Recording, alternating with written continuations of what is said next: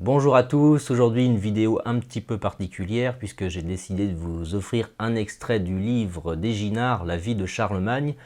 Mais avant de vous laisser avec cet extrait, j'aimerais remercier toutes les personnes qui ont passé commande depuis début janvier et qui ont fait le choix de bénéficier de l'offre que je vous fais, à savoir jusqu'au 31 janvier, pour toutes celles qui commanderont le livre d'Eginhard, je leur offre Ce qu'était un roi de France, le livre Ce qu'était un roi de France, donc vous avez 2 livres pour le prix d'un.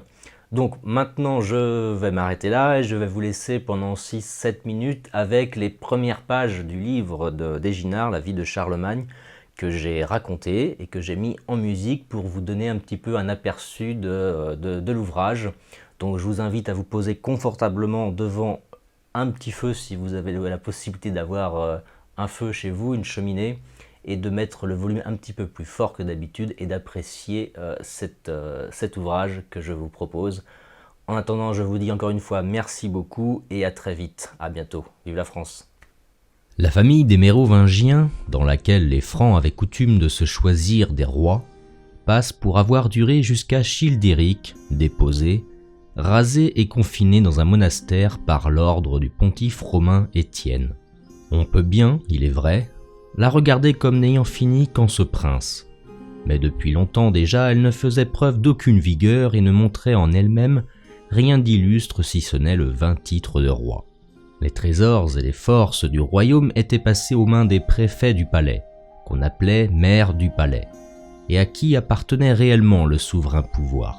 Le prince était réduit à se contenter de porter le nom de roi, d'avoir les cheveux flottants et la barbe longue, de s'asseoir sur le trône et de représenter l'image du monarque. Il donnait audience aux ambassadeurs de quelque lieu qu'ils vinssent et leur faisait leur départ, comme de sa pleine puissance, à l'exception du vain nom de roi et d'une pension alimentaire mal assurée, et que lui réglait le préfet du palais selon son bon plaisir. Il ne possédait en propre qu'une seule maison de campagne d'un fort modique revenu, et c'est là qu'il tenait sa cour, composée d'un très petit nombre de domestiques chargés du service le plus indispensable et soumis à ses ordres. S'il fallait qu'il allât quelque part, il voyageait monté sur un chariot traîné par des bœufs et qu'un bouvier conduisait à la manière des paysans. C'est ainsi qu'il avait coutume de se rendre au palais et à l'assemblée générale de la nation, qui se réunissait une fois chaque année pour les besoins du royaume. C'est encore ainsi qu'il retournait d'ordinaire chez lui. Mais l'administration de l'État et tout ce qui devait se régler et se faire au dedans comme au dehors était remis aux soins du préfet du palais. Lors de la déposition de Childéric, Pépin, père du roi Charles, remplissait pour ainsi dire par droit héréditaire les fonctions de préfet du palais. Et en effet, son père Charles, celui qui purgea la France des tyrans qui partout s'en arrogeaient l'empire, défit dans 2 grandes batailles, l'une à Poitiers en Aquitaine, l'autre sur les rives de la Berre près de Narbonne, les Sarrasins qui voulaient s'emparer du royaume, les força de se retirer en Espagne et occupa glorieusement cette même charge que lui avait laissée son père, nommé aussi Pépin. Cet office honorable, le peuple était dans l'habitude de ne le confier qu'à des hommes distingués au-dessus de tous les autres par l'illustration de leur naissance et la grandeur de leur richesse. Pendant quelques années, Pépin, père du roi Charles, partagea sous le monarque qu'on vient de nommer, avec son frère Carloman, cette place que leur aïeul et leur père leur avaient transmise. Tous deux vécurent dans la plus parfaite union. Carloman, sans qu'on sache bien par quel motif, mais à ce qu'il paraît enflammé de l'amour de la vie contemplative, abandonna les pénibles soins du pouvoir temporel, se rendit à Rome pour y vivre en repos, y prit l'habit monastique, construisit un couvent sur le mont Soracte, auprès de l'église du bienheureux Sylvestre, s'y enferma avec quelques religieux qui s'étaient joints à lui, et y jouit pendant plusieurs années de la tranquillité, seul objet de ses vœux. Cependant, comme beaucoup de nobles partis de la France, se rendaient solennellement à Rome pour s'acquitter de leurs vœux, et ne voulant pas manquer de témoigner leur respect à leur ancien maître, troublaient par de fréquentes visites la vie paisible dans laquelle se complaisait Carloman. Ils le forcèrent ainsi à changer de demeure.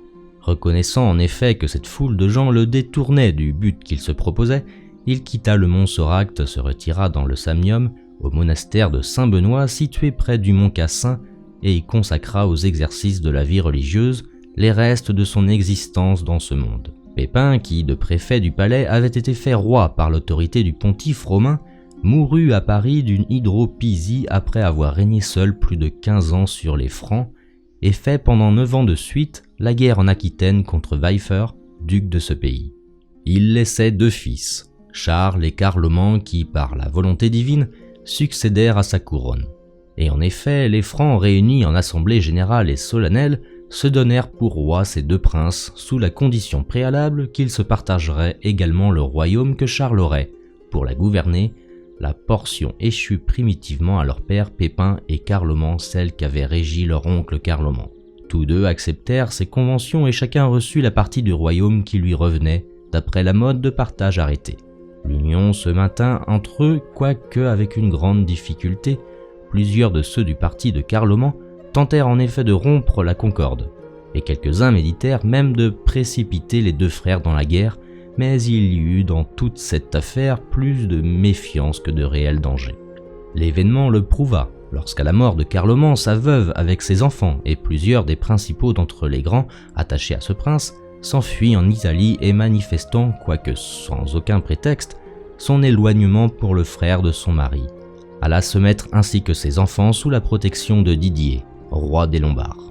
Quant à Carloman, il mourut de maladie, après avoir administré pendant 2 ans le royaume conjointement avec son frère. Après la mort de ce prince, Charles fut établi seul roi, du consentement unanime des Francs. On n'a rien écrit sur sa naissance, sa première enfance et sa jeunesse. Parmi les gens qui lui survivent, je n'en ai connu aucun qui puisse se flatter de connaître les détails de ses premières années. Je croirais donc déplacé d'en rien dire et laissant de côté ce que j'ignore, je passe au récit et au développement des actions, des mœurs et des autres parties de la vie de ce monarque. Cette tâche, je la remplirai de manière à ne rien omettre de nécessaire ou de bon à savoir, d'abord sur ce qu'il a fait au-dedans et au-dehors, ensuite sur ses mœurs et ses travaux, enfin sur son administration intérieure et sa mort.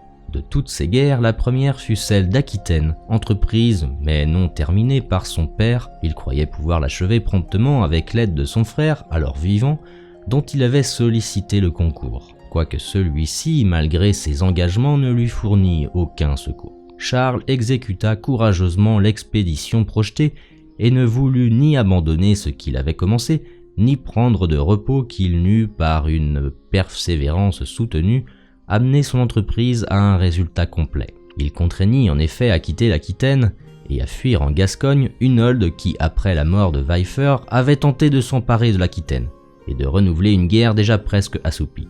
Décidé à ne pas même souffrir Hunold dans cet asile, Charles passe la Garonne après avoir élevé le fort de Fronsac, sommé par des envoyés, Loup, duc des Gascons, de lui livrer le fugitif, et s'il ne le remet sur le champ, le menace d'aller le lui demander les armes à la main. Mais Loup, écoutant les conseils de la prudence, rendit Hunold et se soumit lui-même, ainsi que la province qu'il commandait, à la puissance du vainqueur.